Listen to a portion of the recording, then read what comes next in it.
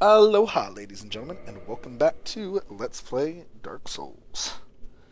So here we're actually going to take on what is officially the first boss of the game, although there is other things you can do before even getting here.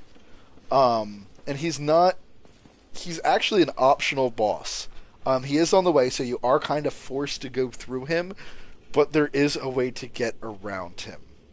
So you don't technically have to fight this boss. He is an optional boss. For any boss, especially ones that you're unfamiliar with, I would encourage starting off at full health. And up there we can see man with a crossbow firing at us. So always make sure you survey the room. Just because it looks like a bridge and that there's nothing there, that isn't always true.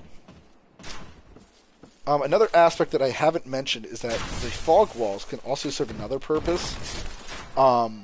They restrict you how far you can go in a certain area. So as you can see, there's a fog wall there, and there's actually a fog wall below me there. So what does that mean? It means that right now I'm in a boss room. It doesn't look like it, but I'm in a boss room. So, it restricts where I can go. That means I'm forced to stay on this bridge or go up there. So as you can see, I have no option. This also could mean that you're being invaded. So if you're a big fan of not being invaded and you're seeing these fog walls appear, a little glitch you can do is quickly go into your start menu and quit game. If you quit game, all this is going to do is autosave whatever progress you currently have, and it will restart you back somewhere. So if you're in a boss room and you think that you're going to lose to the boss, that is a quick thing you can do, is go up here, quit game. And unfortunately what it will do is we'll start off the boss with full health, but you'll be outside the door. You will not be in the boss room chamber. So if you're ever concerned about this, that is one way that you can go about doing it. But here we get to see the Taurus Demon. Now most enemies, especially enemies with that big of a frickin' weapon, you do not want to take on face to face. So always try to get behind him, attack him from behind. There, he stepped on me, and wow, really? That's hysterical. I've never had that happen to me before. I mean, perhaps I have, just not recently. You know, like the first few times I played the game. Oh well. So we go back to being dead, and here you can see that we have 0 humanity. We also have 0 souls until I killed that guy. Their poise allowed me to strike through him, even though he struck me first, and that should normally stagger me. And I'm just aggroing all these guys. Stop that! That's the other reason I like to stab with this Astoria Straight Sword, is that it's actually quite quick. So if you're wondering why that running attack broke his guard, that shield is not meant to block magic damage, and me knowing the limitations of the sword, your running attack does slightly more damage. I don't know what percentage it is, but it's actually slightly more damage, because you are committing to a sprint and a full body runs. Also, if you die, if you re-rest at the bonfire, you do get ambushed, and this didn't happen to me the first time, and I will show you as to what. Oh. Wow, he is really on a defensive kick. So I parried the one guy, and then that second guy stabbed me. That's adorable. You know what? Yeah, I'm willing to take that. I got healing. Normally I'd go back and rest because of how sloppy I just played that. The reason I got ambushed there was because this door is now open. The very first time you're playing this game, this door is closed. Always note that the terrain can be used to your advantage and disadvantage, because the terrain will stay as it was, even if you rest at a bonfire. So like doors and bridges and stuff, they will stay in the position that you left them in. Here, I'm just clearing out these guys. It's not necessary by any means. A lot of these guys would actually not aggro me, and I could just run past them. But I do like the souls, and again, I said that I like to kind of complete an area.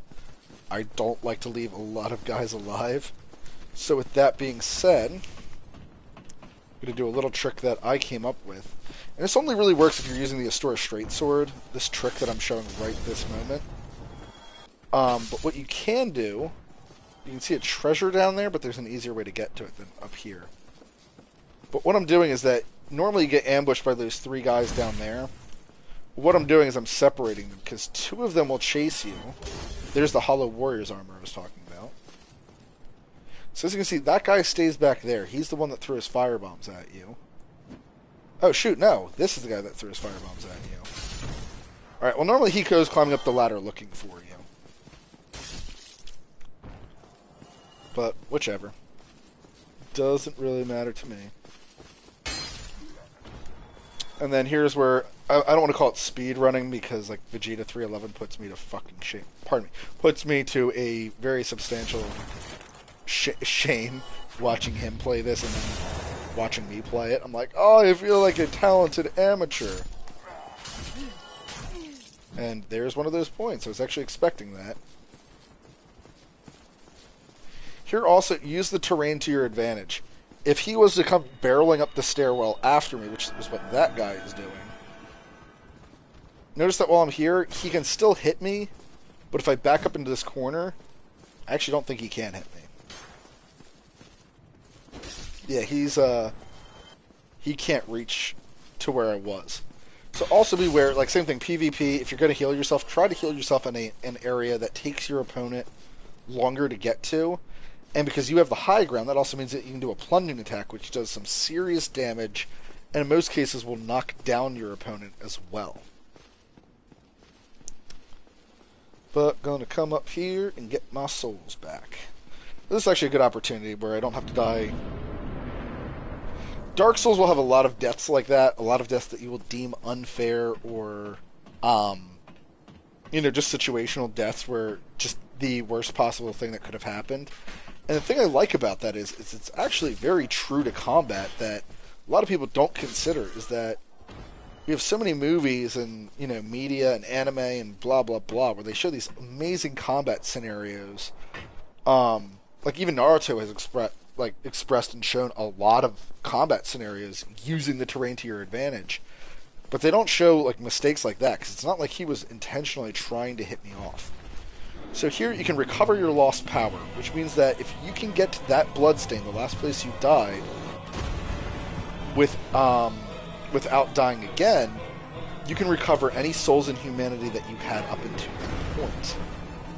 Here what I'm trying to do is I'm actually trying to bait that jumping attack, because here is a beginner's trick that I will show off. It's not the way that I prefer to fight him.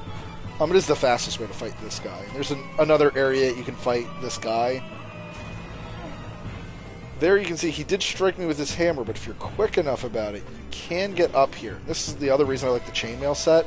So I was able to take that blow quite easily. That barely did any damage to me. In an Epic Name Bro video that I just watched, he was talking that a lot of bosses actually only do a percentage of your health to you. And without this armor, he does like a quarter of my health. So even at the lowest vitality, most bosses in this game will not one-shot you. So here I'm just baiting out attacks. If you get really far away from him, he should do... Yep, there it is. The leaping attack. So now that he's done that leaping attack again, all I have to do is sprint back to the other side. The reason that he was able to catch up to me and hit me is because I'm wearing, I would consider this heavy armor. So there you can see that he missed me. I was able to climb up high enough up the ladder. And generally, if you're doing a plunging attack, I would recommend going two-handed. You'll do a little bit more damage. But I like defeating him that way because a stab through the skull, just kind of an epic way to defeat him. So there you get a Humanity and a Homeward Bone. That was recently patched in, so if you played this game when it first launched, you probably would not have gotten the Humanity necessarily. But you do get a Homeward Bone for defeating any boss in this game. However, rather than Homeward Boning or going backwards to where we once were, we're going to continue on just a little bit, because we can open up another shortcut, this Lost Soul of the Undead. And again, normally if you're exploring a new area, like you would be going down the stairwell holding up your shield. Because I know this game, I'm being a little carefree. Here you can see a burn mark, and for those of you who didn't play Demon Souls, you won't know what that means. For those of you who have played Demon Souls or Dark Souls, you know that means that the Drake is coming.